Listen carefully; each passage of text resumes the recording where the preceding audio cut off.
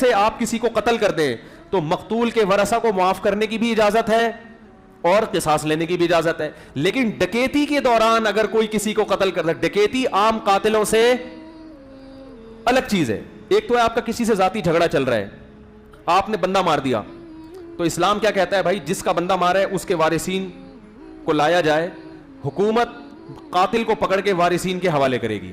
بھائی صدر کا آدمی تھوڑی مارا ہے, جس کا عورت کا شوہر مارا ہے اس عورت سے پوچھو کہ معاف کرے گی کہ نہیں کرے گی. گوروں کے قوانین ہم نے مسلط کیے ہوئے اپنے اوپر جن کی کوئی سینس بنتی نہیں ہے. تو جس کا بندہ, جس کا بیٹا مارا ہے تو باپ کو ہے نا, باپ کو حکم ہے کہ وہ معاف کرے یا نہ کرے. بھائی کو مارا تو بھائی اور باپ اس کے والی وارث ہیں. تو قصاص الگ چیز ہے اور حد. اگر کوئی ذاتی دشمنی کی بنیاد پر کسی کو قتل کر دیتا ہے تو مقتول کے وارثوں کو, شوہر کو قتل کیا, بیوی اپنے شوہر کے قاتل کو گولی بھی مار سکتی ہے اور معاف بھی کر سکتی ہے, دیت بھی لے سکتی ہے. کیونکہ نقصان کس کا ہوا, بول لو نا یار, عورت کا نقصان ہوا. گورنمنٹ کا کام یہاں پر صرف اتنا ہے کہ قاتل کو پکڑ کے مقتول کے وارثوں کے حوالے کر دے. بھائی تم مجرم پکڑ نہیں سکتے تھے, تمہارے پاس طاقت نہیں ہے, لو ہم نے پولیس کا استعمال کیا اور یہ تمہارے. اور ایک قتل وہ ہوتا ہے جو ڈکیتی کے زمرے میں آتا ہے, ذاتی دشمنی نہیں ہے, موبائل چھین رہا ہے لوگوں سے, بائک چھین رہا ہے گن پوائنٹ پہ, پرس چھین رہا ہے, یا گھر میں ڈاکو گھس کے ڈکیتی کرتے ہیں.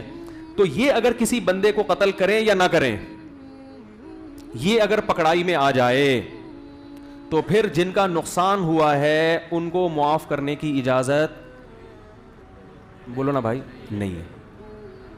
آئی بات سمجھ میں؟ کیوں؟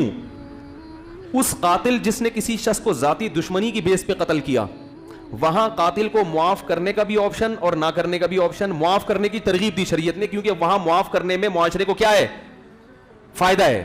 فائدہ یہ ہے کہ قاتل ساری زندگی مقتول کے وارثوں کا احسان مانے گا, کیونکہ وہ قاتل کوئی فسادی نہیں ہے, اس نے ذاتی دشمنی کی بنیاد پر ایک بندے کو مار دیا, تو ساری زندگی دبا رہے گا وہ مقتول کے وارثوں سے, نظریں نہیں ملائے گا کہ میں نے ان کا بندہ مارا اور پھر بھی انہوں نے مجھے معاف کر دیا. ممکن ہے یہ اس شرم سے زمین میں گڑ جائے اور آئندہ کے لیے توبہ کرے اور اصلاح کرے, کچھ بھی کر سکتا ہے, جیسے کہ بہت سے لوگ اس طرح کیا انہوں نے. لیکن جو آدمی موبائل چھیننے کے لیے بندے مار دیتا ہے, اور یہ آدمی کو اگر آپ معاف کریں گے, گورنمنٹ معاف کرے گی, تو گورنمنٹ کا تو کچھ بگڑا ہی نہیں ہے نا. تو یہ کہے گا گورنمنٹ کا میں نے کچھ بگاڑا تھوڑی ہے, جو اس نے مجھ پہ معاف کر کے احسان کیا. احسان تو مانے گا, لیکن وہ اس کو پتا ہے کہ حکومت کا تو کچھ جا تھوڑی رہا تھا. آپ کہہ سکتے ہیں عوام کا سرمایہ حکومت کا تو ہوتا ہے, یہ غلط ہے. حکومت کے جتنے سرمایہ اموال ہیں وہ عوام کے ہوتے ہیں, حکومت کے نہیں ہوتے. لیکن وہی پبلک سے لے کے بوڑھوں پہ دے رہی ہے. اور اسلام کیا کہتا ہے کہ جس کا بوڑھا ہے بیٹا اس کو خود خرچ کر لے. اس کو اوڑھوں میں جمع کیوں کرا رہے ہو بھائی؟ نہیں آ رہی بھائی. جس کا بیٹا ہے وہ اپنے باپ پہ خرچ کرے تو تعلقات کیا ہوں گے باپ اور بیٹے کے درمیان اچھے. لیکن وہ وہاں کیا ہو رہا ہے, بیٹا باپ پہ خرچ نہیں کر رہا, حکومت بیٹے سے لے کے کس پہ خرچ کر رہی ہے, باپ پہ. تو باپ سمجھتا ہے کہ مجھے کون دے رہی ہے, گورنمنٹ, اور بیٹا سمجھتا ہے کہ گورنمنٹ نے جبرن مجھ سے کیا وصول کر رہی ہے, ٹیکس. ٹھیک ہے نا. تو محبت کے علاوہ ہر چیز پروموٹ ہو رہی ہے. سمجھ رہے بات کو؟ نہیں سمجھ رہے تو بھی ٹھیک ہے, تو بھی ٹھیک ہے, چلتا ہے.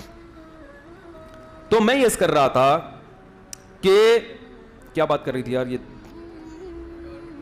ہاں, یہاں ڈاکو کو معاف کرنے کی اللہ نے حکومت کو بھی اجازت نہیں دی.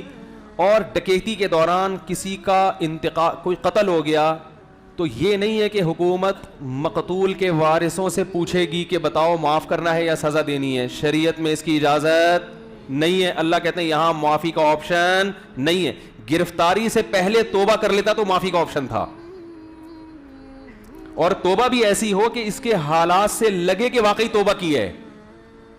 یہاں بھی اللہ نے یہ نہیں کہا کہ بس اچھا گمان رکھو, بھائی توبہ کر لی ہوگی چھوڑ دو اس کو. نا نا نا نا نا, دلوں کے حالات اللہ کے سوا کوئی نہیں جانتا, کیونکہ یہ ایک مجرم ہے, ریاست کا, لوگوں کا مجرم ہے. تو فقہاء نے بیان کیا ہے کہ صرف زبانی کلامی توبہ کافی نہیں ہے, اس کے حالات سے اور آئندہ لائف اسٹائل سے یہ جھلکنے لگے کہ واقعی اس نے سابق زندگی سے توبہ کر لی ہے.